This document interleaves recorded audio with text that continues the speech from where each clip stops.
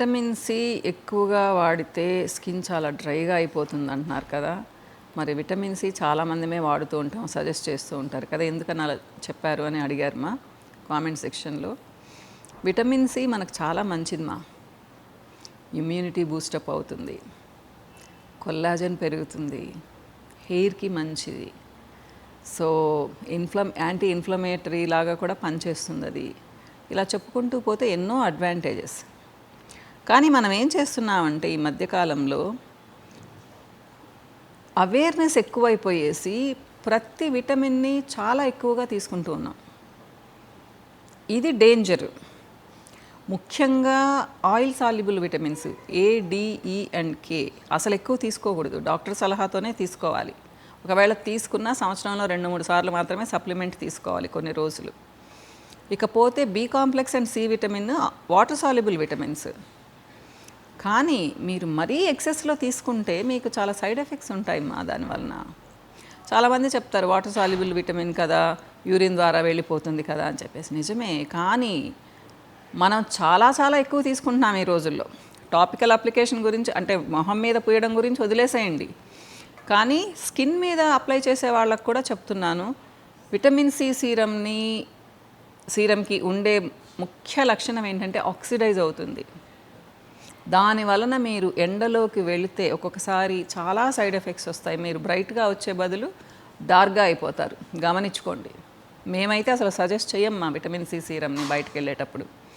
ఇది ఒక main property vitamin సికి. ఇకపోతే ఏంటి అంటే టాపికల్ అప్లికేషన్ వల్ల కొంతమందికి ఇరిటేషన్ వస్తుంది, కొంతమందికి చాలా డ్రైనెస్ వస్తుంది. ఇవన్నీ వదిలేస్తే ఇంటర్నల్గా తీసుకుంటే ఏమవుతుంది, డైలీ మనము ఎంత తీసుకోవాలి? సో 75 to 90-95 వరకు తీసుకోవచ్చు, మా ఆడవాళ్ళైనా మగవాళ్ళైనా. ఇంకా ప్రెగ్నెన్సీ పీరియడ్లో ఇంకొంచెం ఎక్కువ తీసుకోవచ్చు. కానీ మీకు తెలుసమ్మా, మనం విటమిన్ సి సప్లిమెంట్ 500 mg తీసుకుంటే 50% అబ్జార్ప్షన్ ఉంటుంది. జనరల్గా చాలా వాటిల్లో 50% ఉంటుంది. ముఖ్యంగా 15 to 20 నుంచి 50% వరకు అబ్జార్ప్షన్ ఉంటుంది. అంటే 15 నుంచి 50% వరకు అబ్జార్ప్షన్ ఉంటుంది అన్నమాట. మనం ఎన్ని తింటాం చెప్పండి? ఫ్రూట్స్ తింటాము, ఫ్రూట్స్లో యాజ్ ఇట్ ఈజ్ వచ్చేస్తుంది. ఒక ఆరెంజ్ తిన్నారంటేనే మీకు 78 mg. కివీస్ తింటే కూడా అంతే, అంటే 100 grams నేను చెప్తున్నాను. అలానే మీరు ఒక ఆమ్లా తిన్నారు అనుకోండి, మ్యాక్సిమం ఉంటుంది మా 600 to 800 mg ఉంటుంది ఒక ఆమ్లాలో. మీరు దాన్ని ప్రాసెస్ చేసినా కుక్ చేసినా కూడా దాని చాలా ఎక్కువ ఉంటుంది. ఇంకొకటి ఏంటంటే విటమిన్ సి వేడి తగిలితే డెస్ట్రాయ్ అయిపోతుంది, చాలా వరకు తగ్గిపోతుంది మా. మోర్ దాన్ 50 అంటే 60, 70, 80, 90 కూడా చెప్పుకోవచ్చు. మీరు వండే విధానాన్ని బట్టి, అంటే మీరు ఎట్లా స్టీమ్ చేస్తున్నారా, డీప్ ఫ్రై చేస్తున్నారా, ఇలాంటి వాటిని బట్టి అన్నమాట.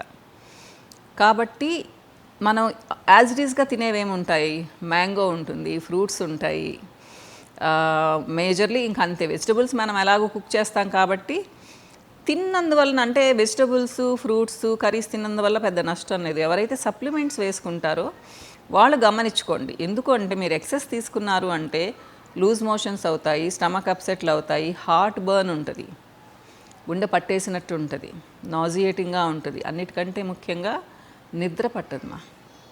నిజంగా మనకు విటమిన్ సి వలన సెరోటోనిన్ అని ఒక హార్మోన్ సెక్రీట్ అవుతుంది. సో విటమిన్ సి చాలా ఎక్కువ చేస్తుంది దాన్ని సెక్రీట్ అవ్వడానికి, మనకు చాలా మంచిది కూడా అది. కానీ మరీ ఎక్సెస్లో తీసుకుంటే సైడ్ ఎఫెక్ట్స్ ఉంటాయి మా. అసలు ఫుల్గా నిద్ర డిస్టర్బ్ అయిపోతుంది. కాబట్టి గమనించుకోండి.